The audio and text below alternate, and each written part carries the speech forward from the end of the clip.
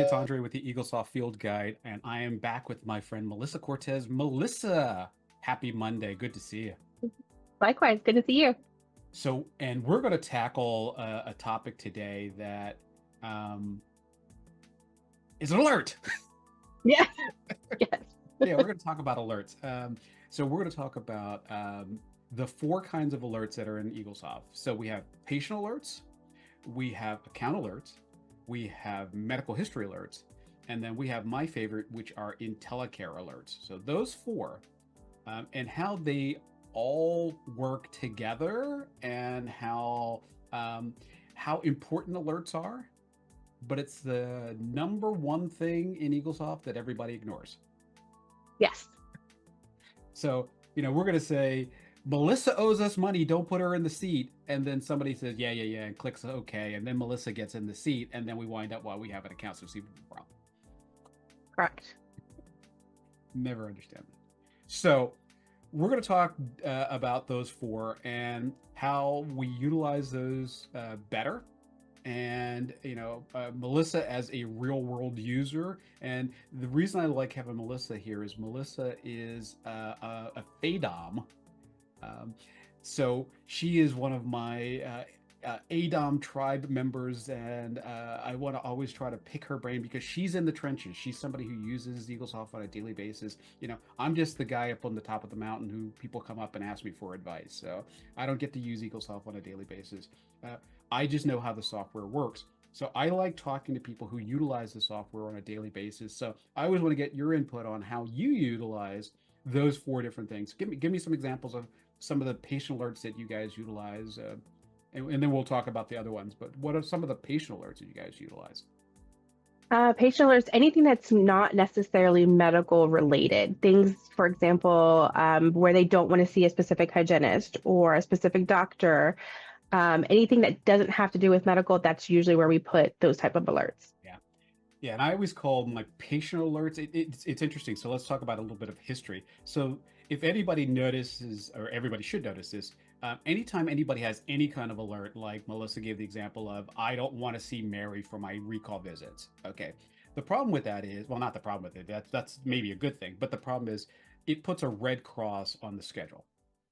And that just lets me know that there's a patient alert. It doesn't necessarily mean a medical alert, although a red cross would kind of make you think that there's medical.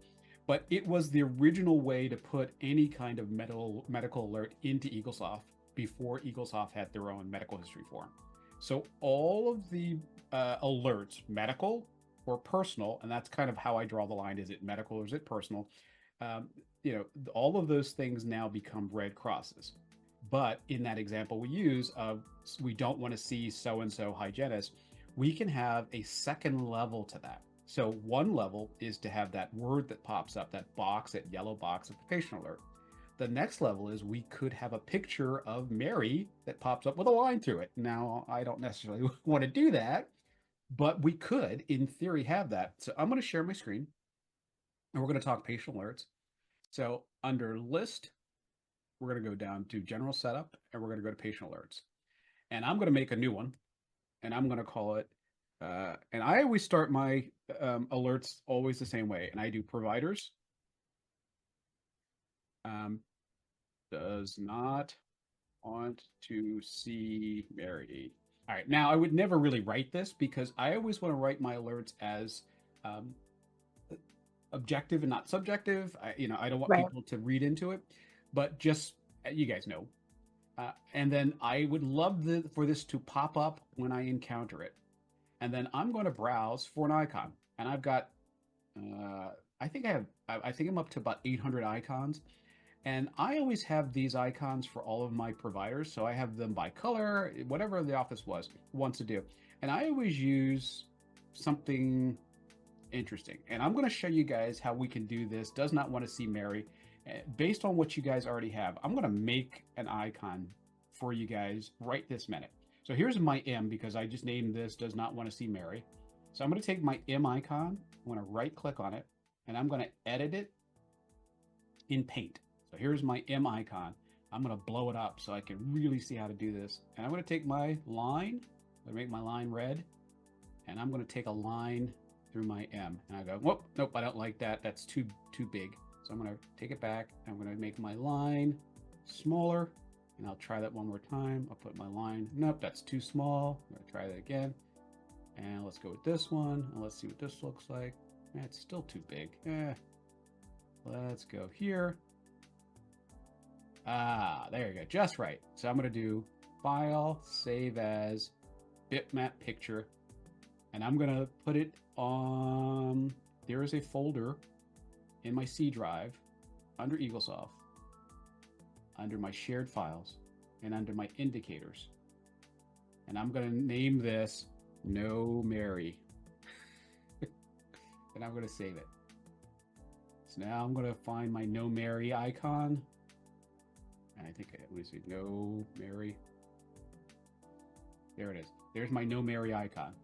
So that fast, you guys can make up your own icons to whatever you want.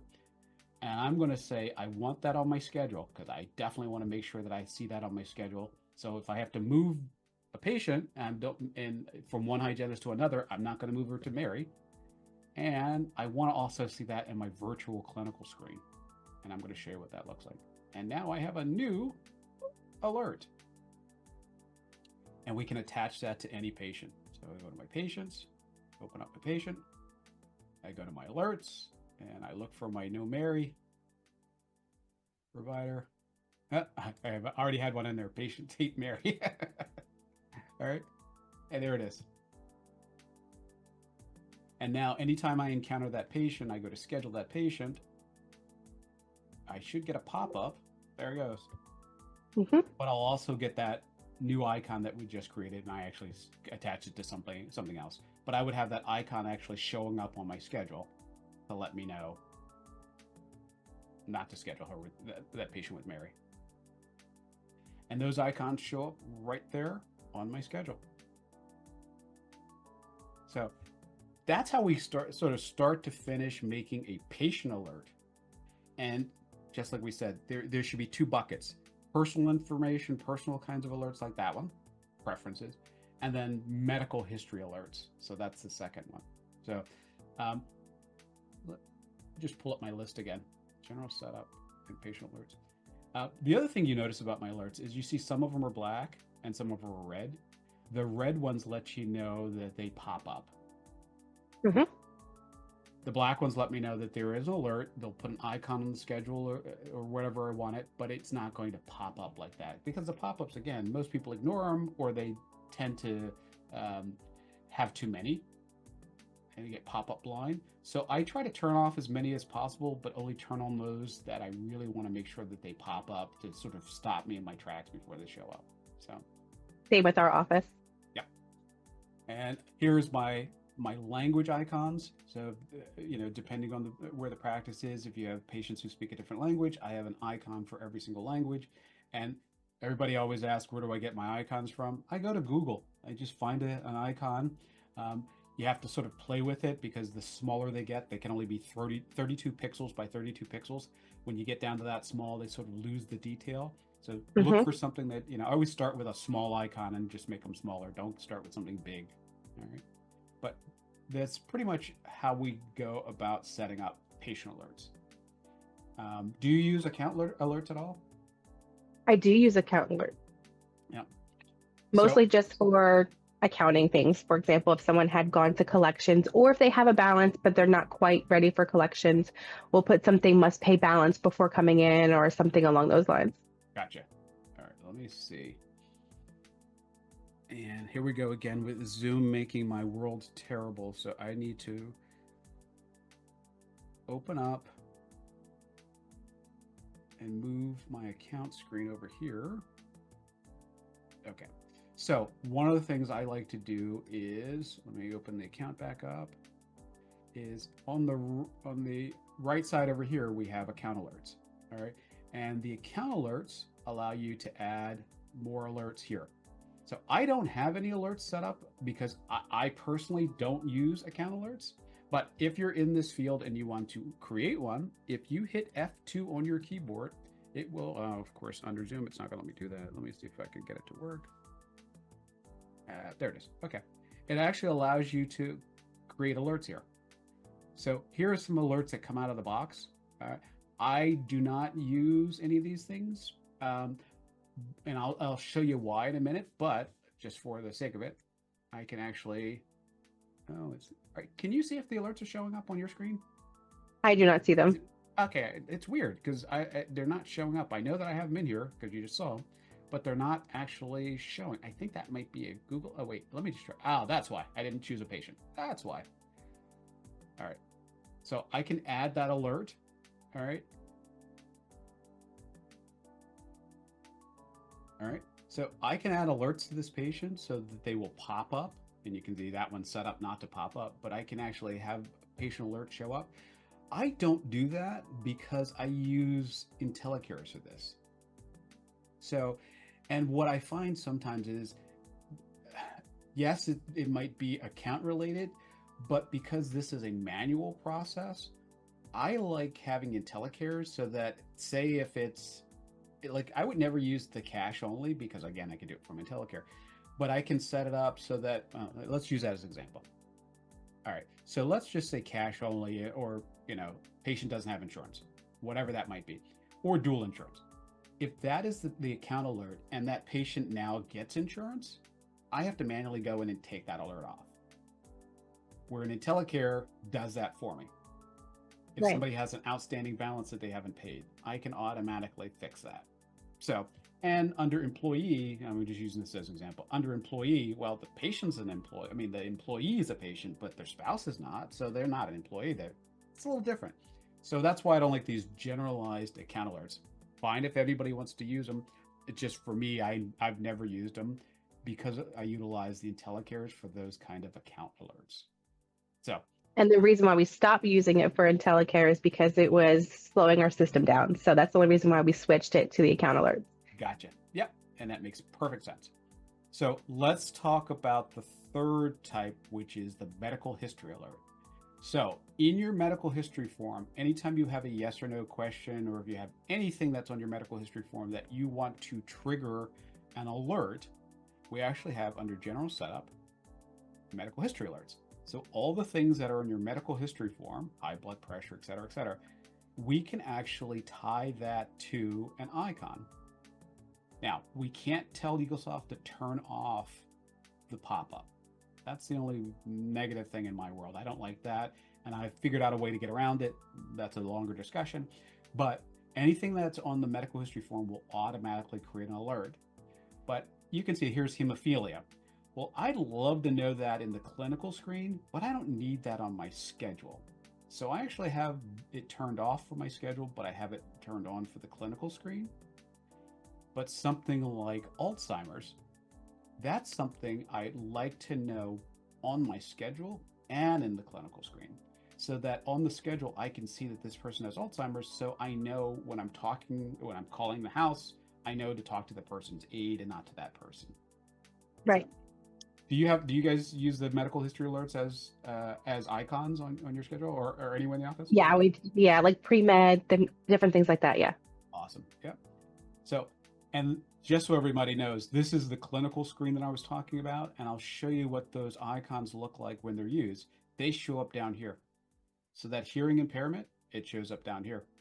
So if that person had heart disease, any kind of other issues, I'd have heart issues down here. And that's where those things show up on the clinical screen versus the appointment screen. And there's your pre-med up there. Cool. So now let's talk about the fourth alert. My favorite. List. Intellicare. And everybody's like, do I have that in my EagleSoft? I've never seen that in EagleSoft. I've never used it. It's been in EagleSoft since version 9. Wow. And nobody's ever really used it. I swear that people started using it in 2016 when the Facebook group started. Mm. All right.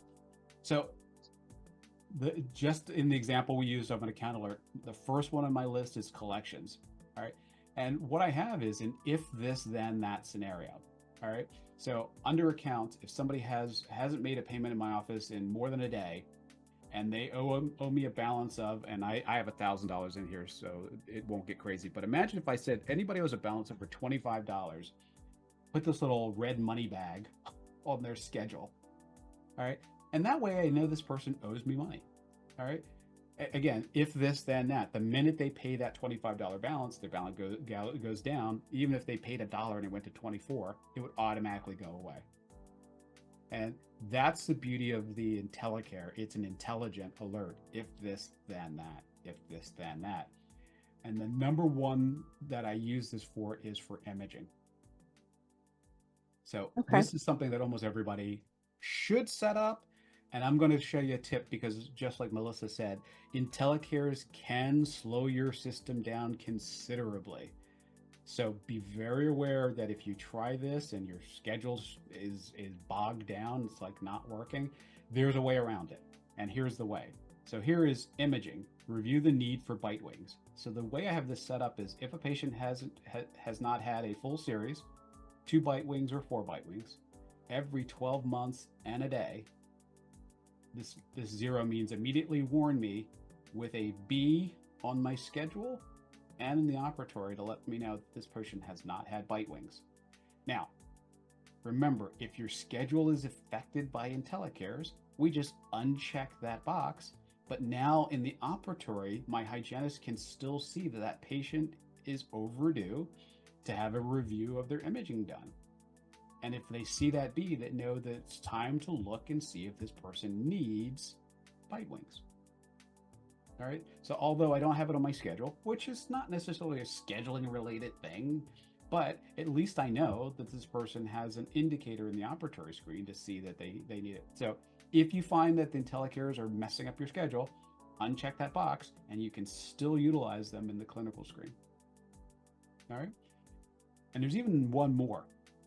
I can actually click this box. I'm not a big fan of it, but if I click this box, when I go to schedule this patient, it will actually warn me that they are due for bite wings, if they fall into this criteria.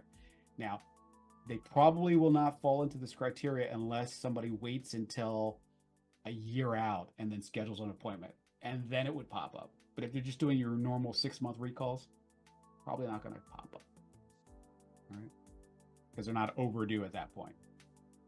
Right.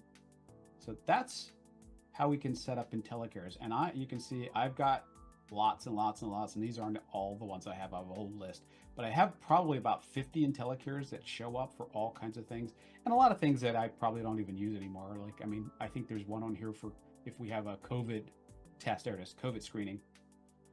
You know, so how old is that? Boy, that's 4 years old now, almost 5 years old. 4 years. Yep. Yeah.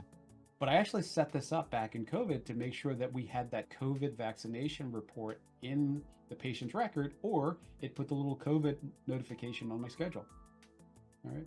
So whatever you can think of, you know, this is a good time. You could say anybody under 18, do you know, have you filled out their school vouchers or whatever, you know, whatever's unique for your office, you can have these things updated and filled out for people. I just worked with an office who we set up 2 indicators for medical history updates. And one was for under 55 and one was for over 55. So the under 55s have to do it once a year and over 55s have to do it twice a year. So every 6 months. Oh, wow. Okay. Yeah. We do use that for medical history in our office, that one and insurance, to make sure that we're double checking. Even though patients say that nothing has changed, we still once a year get them to fill out their insurance update and their medical history update. Awesome. Yeah. And, you know, this was one of these offices where when we were talking it through there, you know, I was teasing about the fact that, you know, I'm over 55 and my medication changes on well, not mine, but my friends' medications, they change on a regular basis. So we actually said, okay, so why don't we set people over 55 to have a secondary check for medical history? So, you know, you can pretty much, every office has their own thing and you can set them up any way you want. And you can see even down to something as simple as say happy birthday. So within 2 weeks of somebody's birthday, it automatically shows balloons on the schedule for them.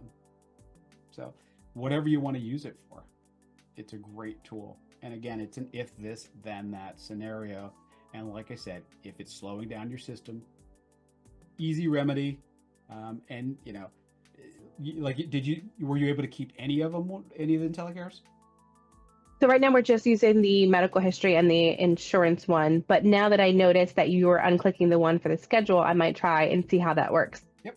Because like I said, if for nothing else, the beauty is, if hopefully, the clinical folks are using this clinical operatory, so even if like that bite wing or full series thing is like really bogging down your system, the people who really need to know, the clinical folks, can see right there the bite wing and the full series Intellicare show up right there. So even if we don't have it on the schedule, we can still have it in the operatory. Cool. Well, hopefully that gives everybody a taste of the 4 different types of patient alerts that you can have: patient alerts, account alerts, medical history alerts, and Intellicare alerts.